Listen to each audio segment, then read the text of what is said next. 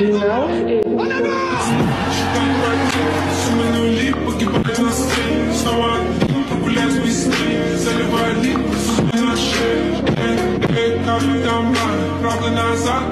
de Français n'acceptent pas la capitulation ni la servitude pour des raisons qui s'appellent l'honneur, le bon sens, l'intérêt supérieur de la patrie. Je dis l'honneur, car la France s'est engagée à ne déposer les armes que d'accord avec ses alliés. Tant que ses alliés continuent la guerre, son gouvernement n'a pas le droit de se rendre à l'ennemi. Car il est absurde de considérer la lutte comme perdue si les forces de la liberté triomphent finalement de celles de la servitude. Entends-tu le vol noir des corbeaux sous nos plaines? Ami, entends-tu ces cris sourds du pays qu'on enchaîne? Ohé, partisans, ouvriers, paysans, c'est l'alarme. Ce soir, l'ennemi connaîtra le cri du sang et des larmes. Montez de la mine, descendez les collines, camarades. Sortez de la paille, les fusils, la mitraille, les grenades. Oh, et les tueurs à la balle et au couteau, tuez vite. Oh, et saboteur, attention à ton fardeau, dynamite.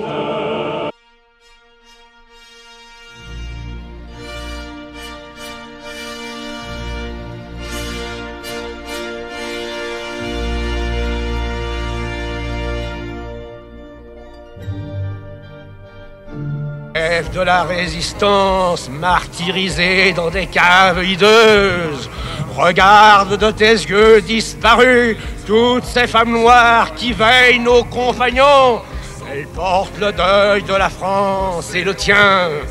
Regarde glisser sous les chaînes du Quercy, avec un drapeau fait de mousseline nouée, les maquis que la Gestapo ne trouvera jamais parce qu'elle ne croit qu'aux grands arbres. Regarde le prisonnier qui entre dans une villa luxueuse et se demande pourquoi on lui donne une salle de bain. Il n'a pas encore entendu parler de la baignoire.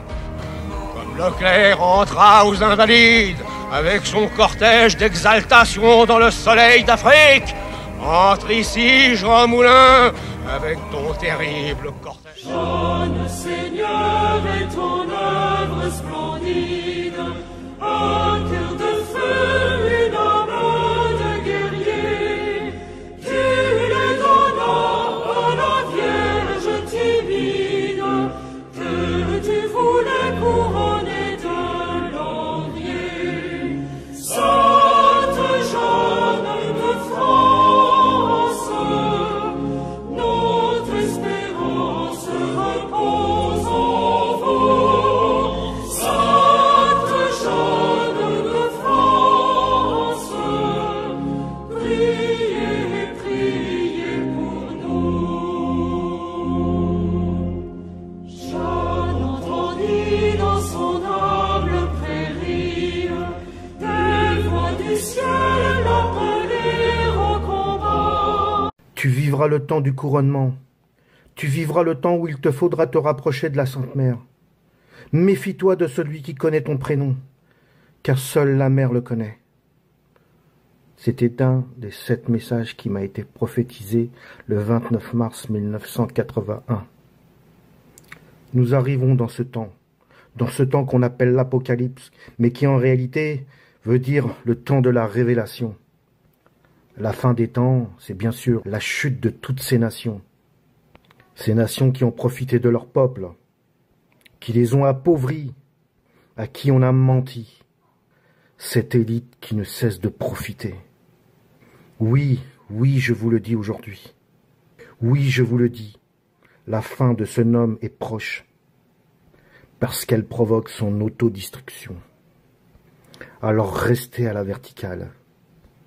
Soyez forts, soyez plus que jamais combatifs. Il est évident qu'il faudra refuser ce vaccin. Je finirai ce message aujourd'hui par un grand merci à toutes ces femmes qui se battent comme s'est battue Jeanne d'Arc, à toutes ces femmes qui donnent la vie, à toutes ces femmes qui protègent leurs enfants, leurs maris, leurs parents. Et un grand merci à cette réserve citoyenne constituée d'énormément de femmes qui, aux quatre coins de la France, aident les plus démunis. Ces femmes, ces hommes qui se battent, je vous dis merci. Bien évidemment que je ne vais pas baisser les bras. Je préfère mourir debout que finir à genoux. Alors si je ne l'ai jamais dit, veuillez m'excuser, mais je vous aime. Je vous aime du plus profond de mon cœur. Merci. Je ne regrette rien, effectivement, parce que je pense que la vraie loyauté, c'est de dire la vérité. C'est ce que j'exigeais de mes subordonnés. Je les réprimandais s'ils ne le faisaient pas.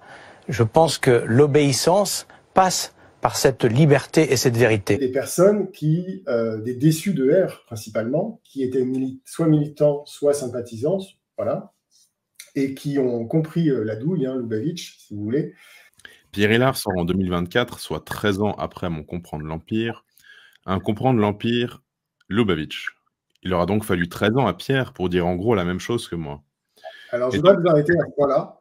Alors oui, si alors, pas de problème. Alors moi, je voulais juste quand même aussi lire un point, et comme ça vous permettra aussi de rebondir sur cela, mais j'ai une question à poser à nos auditeurs, aux gens qui nous écoutent, mais peut-être aux gens de bonne volonté, car il me semble qu'il y en a. Alors la première question que je vous pose, c'est si Pierre Hillard et Alain Soral sont du même avis, sont d'accord sur le fond, alors pourquoi y a-t-il une confrontation et pas une réconciliation? Et aussi, pourquoi ne pas se réjouir de tomber d'accord, plutôt que d'accuser de l'autre d'avoir mis 13 ans, d'être visiblement un peu en retard de ces découvertes. Et il me semble que, en effet, lorsqu'on essaye de convaincre un ami ou quelqu'un avec qui on est en désaccord et qu'il finit par tomber sur les mêmes positions, on devrait plutôt s'en réjouir, plutôt que de l'engueuler ou de lui dire que c'est visiblement en gros la même chose que moi, mais 13 ans après. Donc là, je trouve qu'il y a quand même un petit peu de condescendance, de mépris, et puis peut-être aussi ça révèle bien justement le point de désaccord fondamental et pas plutôt un point d'accord. Mais là, je vous laisse répondre, Chagorovitch. Oui, alors on va sortir du texte 2 minutes pour répondre. Simplement, il aura donc fallu 13 ans à Pierre Hillard pour dire en gros la même chose que moi. Je cite Alain Soral. Donc, vous allez dans C19. Voilà, et vous allez cliquer sur le point 1, je crois que c'était, voilà. Donc on va le remettre, parce que c'est bien quand même d'entendre les gens, je pense qu'on n'est pas à la minute. Donc ça, donc, Oui, vous mettez 1 minute, ça suffira, 1 minute.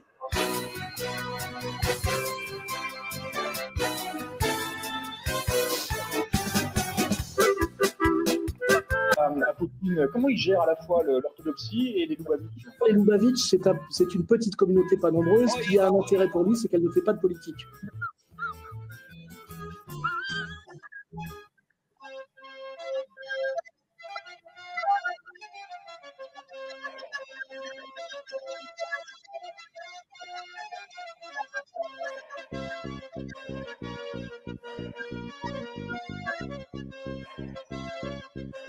Petite communauté pas nombreuse.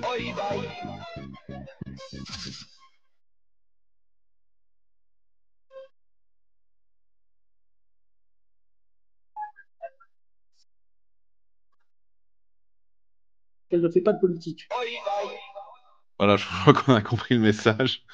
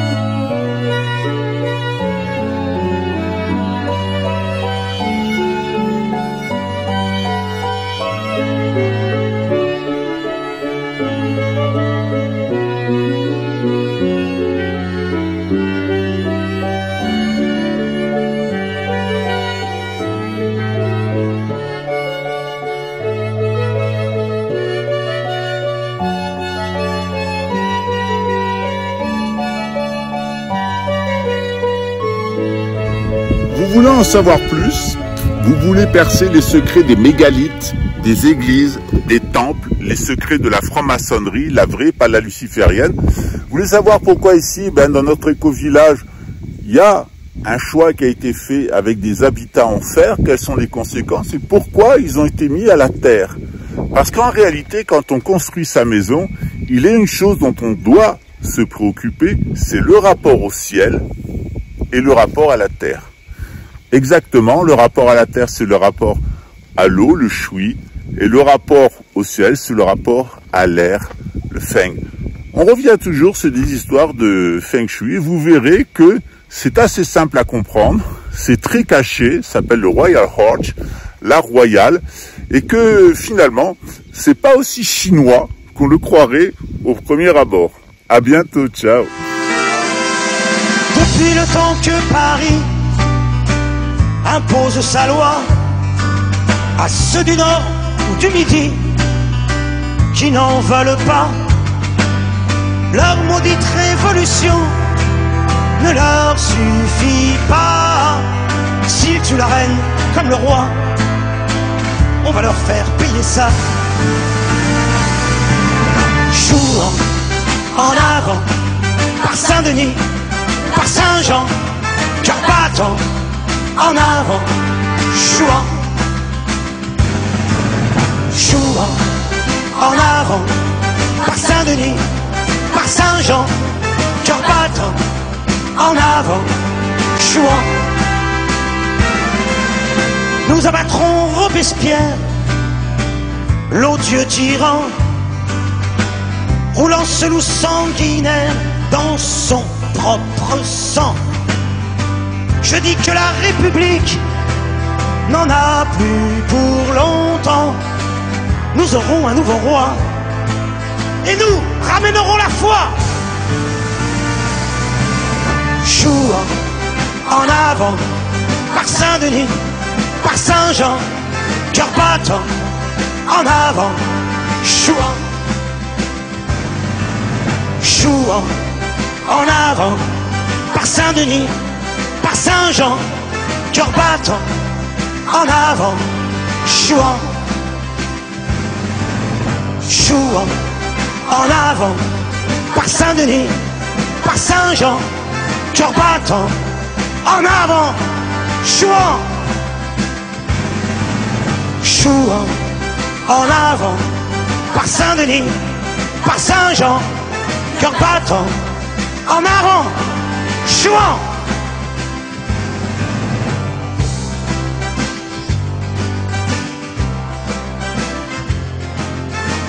battant.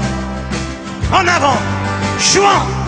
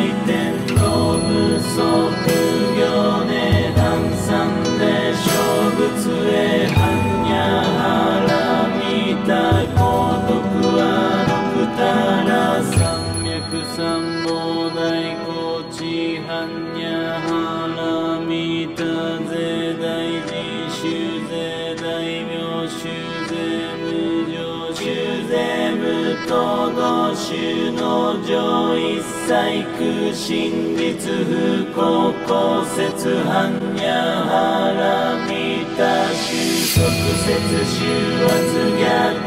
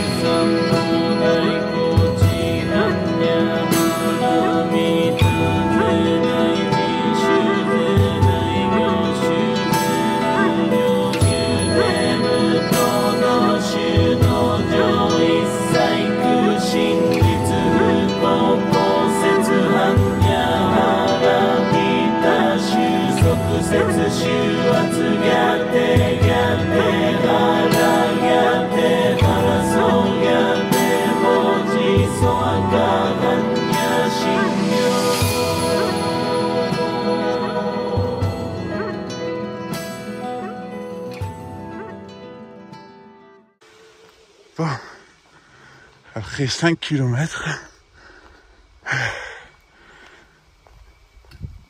voilà la planète à carte. Non, c'est pas celle-là, c'est une autre, mais laissez-moi revoir un petit peu, et puis on va en parler.